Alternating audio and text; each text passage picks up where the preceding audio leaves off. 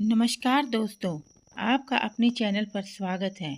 एक बहुत ही रोचक कहानी कपिला गाय और कुम्हारिन की।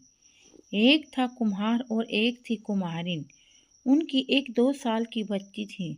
तो एक दिन कुम्हार ने कुम्हारिन से कहा, आज हम लोग जंगल में मिट्टी लेने के लिए जाएंगे। उस पर कुम्हारिन ने कहा, हाँ जी चलेंगे। तो कुम्हार ने हाथ में फावड़ा पकड़ा और वह चला जंगल की ओर।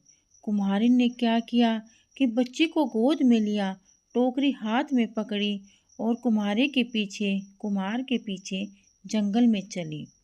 तो जंगल में जाकर कुम्हार ने अच्छी सी जमीन देखकर फावड़े से उसे खोदा और बहुत सारी मिट्टी निकाली। उस मिट्टी को कुम्हारिन ने टोकरी में भरा और सिर पर रख लिया। सिर पर टोकरी रखी तो वह नीचे झुककर बच्ची को गोद में उठा नहीं पाई। उसने कुम्हार से कहा, अजी थोड़ी बच्ची को उठाकर मेरी गोद में रखो। इस पर कुम्हार एकदम भड़का, कहने लगा, तुम इस बच्ची को घर लाओ या इस मिट्टी को, तुम घर जाओ या इधर ही रहो, मुझे इससे कोई मतलब नहीं। कुम्हार तिल मिलाकर पत्नी और बच्ची को वहीं जंगल में छोड़कर चला गया। उसके जाने के बाद कुम्हारिन ने सोचा, यदि वह मिट्टी की टोकरी घर लेकर नहीं गई तो कुम्हार उसे पीटेगा। तो उसने क्या किया कि उस बच्ची को वहीं छोड़कर वह मिट्टी की टोकरी सिर पर लेकर चली गई। उसके पीछे अकेले उस जंगल में वह बच्ची घबरा गई और ऊ ऊ आ करके वह जोर जोर से रोने लगी। लेकिन उसका रोना सुनने के लिए वहाँ कोई भी नहीं था। उस जंगल में वह रोती बच्ची शाम हो गई। बच्ची डर से अब ज्यादा ऊंचे स्वर से रोने लगी। तो उस ओर से भगवान की कपिला गाय जा रही थी। उसका रोना उसके कानों पर पड़ गया। इस घने जंगल में बच्चे की रोने की आवाज को सुनकर उसे आश्चर्य हुआ। आवाज का सुराग लेकर वह ढूंढते ढूंढते वहां पहुंच गई। तो उन्होंने देखा कि एक छोटी सी बच्ची अकेले जमीन पर बैठकर जोर जोर से रो रही है। यह दृश्य देखकर उनका दिल करुणा से भर गया। अरे, किस निर्दयी ने इस छोटी सी बालिका को इस जंगल में छोड़ा है। शायद कोई पत्थर दिल ही होगा। सभी गायों ने बड़े प्यार से उस बच्ची को चाटा। उस झुंड में एक गाय दुधारू थी। तो उसने बच्ची को अपना दूध पिलाया और पेट भरने से और गायों के प्यार से चाटने से बच्ची का रोना थम गया। वह खेलने लगी। तब गाय उसे वहां छोड़कर अपने गोठ में गई। सुबह फिर बच्ची के पास आकर उन गायों ने उसे प्यार किया, दूध पिलाया। फिर शाम हो गई। शाम को वह गाय फिर वापस आ गई। ऐसा कुछ समय तक चलता रहा। गाय का धारोशन दूध पीने से वह बच्ची बड़ी स्वस्थ हो गई, जल्दी जल्दी बढ़ने लगी। अब वह उन गांव को ही अपनी माँ समझने लगी। उनका रंभाना सुनते ही वह उनकी ओर दौड़ कर चली जाती और उनसे चिपकती थी। कुछ समय बाद वह और भी बड़ी हो गई और उनके पीछे पीछे जंगल में घूमने लगी। सभी गायें उसका बहुत ख्याल रखती थी। कोई शेर, बाघ या कोई जंगल जानवर आकर उस पर हमला न करे, इसलिए वह सब जंगल में वर्तुलाकार खड़ी रहकर चरती थी और उसे उस वर्तुल में रखती थी ताकि वह बच्ची सुरक्षित रहे। तो और भी दिन, महीने, साल गुजर गए। बच्ची अब 10 साल की हो गई। उस पर सभी गायों ने सोचा, अब बच्ची को जंगल में खुले रखना ठीक नहीं है। वह उसे अपने गोठ में लेकर आ गई। उन्होंने बच्ची से कहा, बेटी अब तुम इस गोठ के अंदर ही रहना, बाहर मत निकलना। शाम को जंगल से आते वक्त हम तुम्हारे लिए कुछ खाने के लिए लाएंगे। बच्ची ने कहा, हाँ माँ। अब बच्ची दिन भर गोठ में ही रहती थी और शाम को आते वक्त गाय उसके लिए कुछ न कुछ अच्छे फल लाती थी। उसे खाकर वह खुश हो जाती। तो एक दिन हुआ क्या कि अंदर बैठे बैठे बच्ची का दम घुटने लगा। उसने सोचा कुछ समय के लिए क्यों न बाहर खुली हवा में जाऊं। तो बच्ची गोद से बाहर खड़ी हो गई। उसी समय उस तरफ से एक राक्षस जा रहा था। उसने उस बच्ची को देखा तो उसके मुंह में पानी आ गया। सोचा यह बच्ची एकदम कोमल ककड़ी की तरह है, इसका गोश्त खाऊं तो दिल खुश हो जाएगा। कितने दिनों से ऐसा लज़्ज़तदार मांस नहीं खाया है। वह बच्ची की ओर जैसे ही बढ़ने लगा, बच्चे ने अपनी ओर आते राक्षस को देखा तो वह घबरा गई और घबरा कर वह दौड़ी दौड़ी अपनी गोद के पास आई और उसके अंदर चली गई। उसने भागकर दरवाज़ा बंद कर लिया। तब राक्षस क्रोधित हो गया। फिर भी मृदु आवाज़ में उसने बच्ची से कहा, मेरी लाडो बेटी, जरा दरवाज़ा खोल दे। तो उस गोद के नज़दीक एक आम का पेड़ था। उस पेड़ ने कहा, अरे नहीं नहीं बेटी, दरवाज़ा नहीं खोलना, राक्षस तुझे खा जाएगा। पेड़ का ऐसे कहने पर राक्षस को गुस्सा आ गया। वह दौड़कर उस पेड़ के पास गया और पेड़ पर जोर से एक लात लगाई। पेड़ टूटकर नीचे गिर गया और उसकी टहनियाँ इधर उधर बिखर गई। फिर वह वापस गोद के दरवाजे के पास गया और उसने बच्ची को आवाज़ दी, मेरी प्यारी लाडो, मेरी प्यारी बेटी, जरा दरवाज़ा खोल दे। तो गोद के नज़दीक एक नारियल का पेड़ था। उस पेड़ ने कहा, नहीं नहीं बेटी, दरवाज़ा मत खोलना, राक्षस तुम्हें खा जाएगा।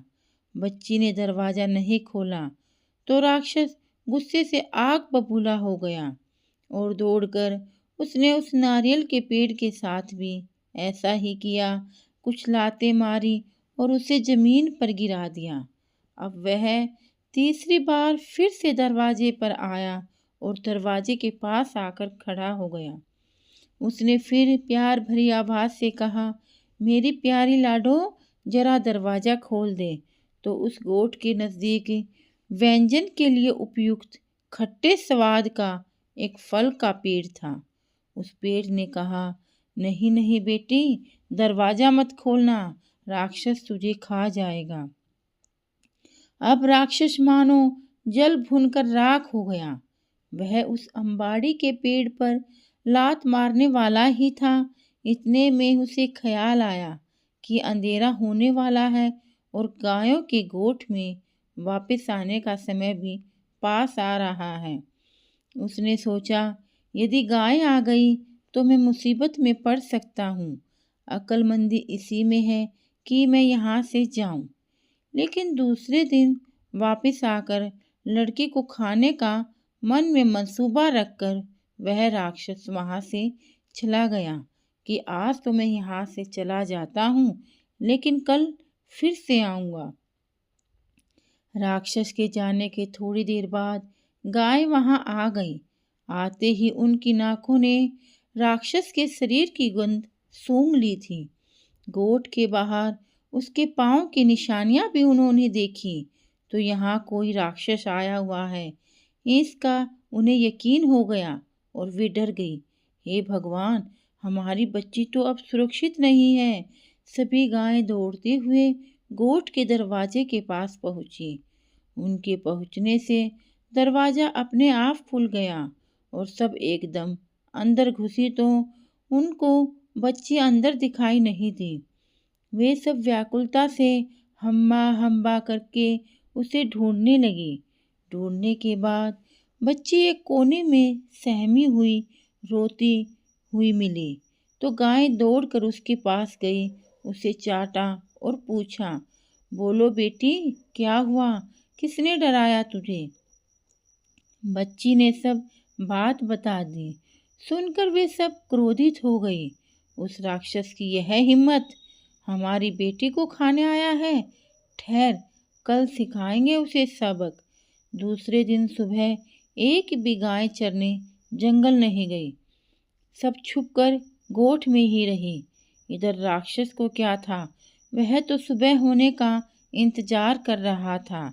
सुबह उठकर मुंह धोया, दांत मंजन की और शान से तेज किया और बच्ची की गौशाला में खाने के लिए अपना मन बनाकर वह कपिला गायों के उस गोठ के पास आ गया। आकर उसने पहले की तरह ही बहुत ही मधुर आवाज में कहा, लाडो बेटी, जरा दरवाजा खोल दे। तो अंबाड़ी के पेड़ ने कहा, नहीं नहीं बेटी, दरवाजा मत खोलना, राक्षस तुझे खा जाएगा। राक्षस ने दौड़कर उसके तने पर गुस्से से 4-5 लातें मारी तो उसका तना टूटकर उसके टुकड़े हो गए। इस तरह राक्षस ने गोठ के आसपास के सब पेड़ तोड़ डाले। आखिर में उसे रोकने वाला एक भी पेड़ नहीं बचा तो दरवाजा तोड़कर वह गोठ के अंदर घुसा। इधर वह अंदर घुसा तो उधर सभी गायें उसके अंदर आने की राह देख रही थी। उसके अंदर पाँव रखते ही जो गाय बच्ची को दूध पिलाती थी, उसने अपना सिंगाड़ा उस पर पहले मारा। बाद में दूसरी ने, तीसरी ने, ऐसा कर कर सभी गायों ने मिलकर उसकी कमर तोड़ी, हाथ पैर तोड़े और उसको जख्मी करके दूर जंगल में फेंक दिया। जख्मी राक्षस ने सोचा, सिर सलामत तो पगड़ी 50। इसके बाद जीवन में कभी किसी बच्ची का गोश्त में खाने की मैं इच्छा नहीं रखूंगा। इधर राक्षस को सबक सिखाकर गायों ने बच्ची से कहा, बेटी, अब कोई राक्षस तुझे सताने यहाँ नहीं आएगा, तुम निर्भय होकर रहो। तो और कुछ दिन सुख शांति से इसी प्रकार बीत गए। अब बच्ची बच्ची नहीं रही, एक सुंदर सी कन्या बन गई थी। अब उसका डर भी कम हो गया। गायों के जंगल में चरने जाने के बाद वह गोठ से बाहर निकलती, झरने पर जाकर स्नान करती, पंछियों का संगीत सुनती, पेड़ लताओं पर खिले सुंदर से फूल तोड़ती और उन्हें बालों में लगाती। एक दिन हमेशा की तरह वह झरने पर स्नान करके फूल तोड़ रही थी तो उस तरफ से उस राज्य का राजकुंवर जो शिकार के लिए निकला था, एक हिरन के पीछे पीछे दौड़ता हुआ वहां पहुंच गया। उसने जैसे ही उस कन्या को देखा और उसे वह बहुत भा गई। उसने कन्या से बात करने का प्रयास किया तो कन्या दौड़कर गोठ में घुस गई और उसने अपना दरवाजा बंद कर लिया। राजकुंवर पहली ही नज़र में उस कन्या से प्यार करने लगा और वह अपने घर चला गया और अपनी माता को उसने अपने प्यार की बात बताई। राजमाता ने वह बात राजा को बताई तो राजा ने कहा, ठीक है, जैसे पुत्र की इच्छा, यदि उसे वह कन्या पसंद है तो उसके साथ ही उसकी शादी करेंगे। राजा ने तुरंत प्रधान को आदेश दिया कि कुछ सिपाही साथ में लेकर उस वन में जाओ और उस कन्या को राजमहल में लेकर आओ। राजा के आदेशानुसार प्रधान सिपाही के साथ उस वन में गया और वहां से कन्या को साथ में लेकर राजमहल आ गया। कन्या की सुंदरता देखकर राजा और रानी भी दोनों ही प्रभावित हो गए। अपने पुत्र की पसंद को उन्होंने खूब प्रशंसा की और रानी ने तुरंत ही दासियों से कहा कि कन्या को सुगंधित तेल और उबटन लगाकर नहलाया जाए और उसे पहनने को अच्छे कपड़े दिए जाएं, उसे अलंकार पहनाए, उसके बाल बनाए। अब कन्या इस वेश में पहले से भी सुंदर दिखने लगी, जैसे वह स्वर्ग की कोई अप्सरा हो। कुछ दिन तक रानी माँ ने उसे अपनी देखभाल में राजघराने की रस्में और रिवाज की शिक्षा दी।